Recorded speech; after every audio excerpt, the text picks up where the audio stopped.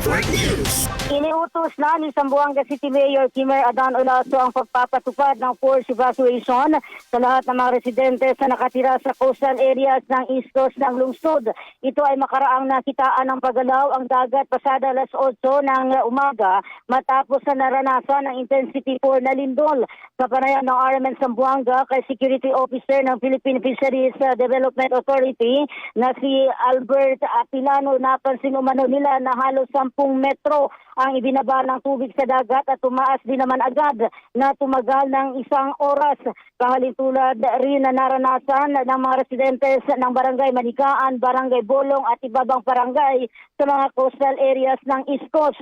Bunsod nito, inatasan na rin ng pamahalang lokal ng Zamboanga ang mga kapulisan, ang militar, Philippine Coast Guard at ibang mga ahensya na tulungan ang mga barangay na magpapatupad ng forced evacuation at tiyakin ang kaligtasan ng mga residente sa pamamagitan ng paglikas sa mga ito sa mga matataas na bahagi at ligtas na mga lugar. Samantalang kinumpirma naman si Dr. Elmira Polinario, hepe ng Zamboanga City Disaster Risk Reduction Management Office, na may mga naitala na ring pinsala sa mga gunsali ng ilang mga paaralan dito sa lungsod.